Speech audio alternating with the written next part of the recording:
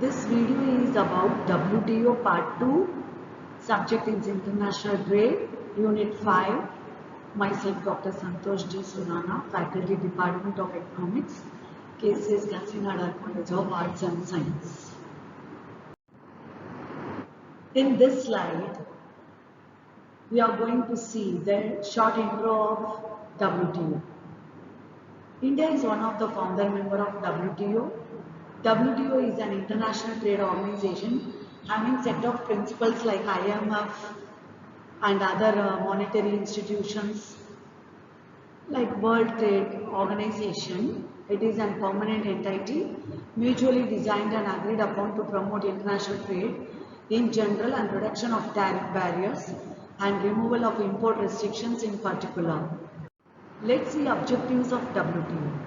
What purpose they are serving. This institution established for which purpose? The first very most purpose is New World Trade Agreement. Among the member countries, only member countries have trading agreements between them.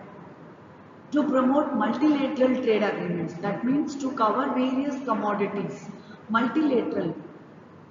All the countries have same set of rules while trading with each other. To promote free trade by abolishing tariff and non-tariff barriers. To enhance competitiveness among all trading partners, so to benefit the consumer, that is to benefit the importing countries. To increase the level of production and productivity with a view to increase the level of employment in the world. See, WTO not only promoting the trade between two countries, but it also focuses about improvement, that is increase in the ratio of the employability. To expand and utilize world resources in the most optimum manner. You students studied various theories in Unit 2, that is Adam Smith absolute theory, Ricardo's theory of comparative cost, then Habermas theory of opportunity cost, then Heckscher-Ohlin theory of factor endowment theory. Now, all those theories, what you read? To utilize the resource in best optimum way, and the country should specialize in those commodity which it can produce at minimum cost, where the factors of production have better opportunity cost. Then to improve the standard of living of the global population on the whole, as you said, after the globalization, privatization, the new economic policy frame and the world has become the global village. So whatever the policy maker thinks of, it is at the global level. To take special steps for the development of poorest nation, that is the least developed nations. WTO take care of those nations which are on the path of the development. Let's see functions of WTO. In previous slide we saw objectives of WTO, that is the purpose for which this organization has been in the setup. Now let's see the functions. In this slide, the functions first focuses on administrating the WTO. That means the entire setup have to be administered to implement, to set up the various policy rules. Then WTO have to cooperate with IMF and World Bank and its associates for establishing coordination in global trade policy making. Why? Because IMF, International Monetary Fund, sanctioning the fund to the member countries. So definitely WTO have to collaborate with the IMF and World Bank, reviewing trade-related economic policies of member countries with help of its trade policy.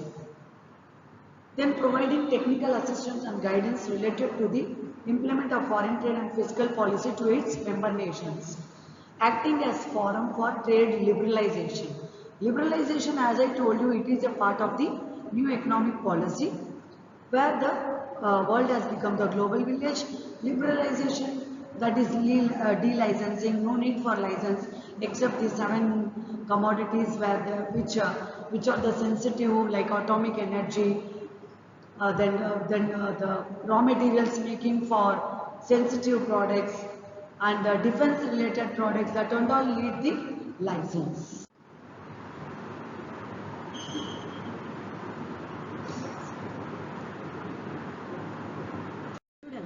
scope of WTO. Trade in goods, trade related intellectual property rights. In short, we call it that TRIPS. Trade related investment measures. In short, we call it as TRIMS. General Agreement on Trade in Services. One more is there, students, GATT. That is different. That is General Agreement on Trade and Tariffs. That is different, and GATT is different. Dear students, let's see argument in then medical services, then consultancy services, then benefits for clothing and textile industry, inflow of better technology and better productivities. Let's see the conclusion. India as a developing economy has been benefited being a founding member of the World Trade Organization. The country at large has seen many significant changes which have taken place after the formation of World Trade Organization. There are some issues which are yet to be sorted out with the WTO, but by and large things are falling in shape for the Indian economy. On the whole, Indian economy has lot of benefit through the WTO agreements.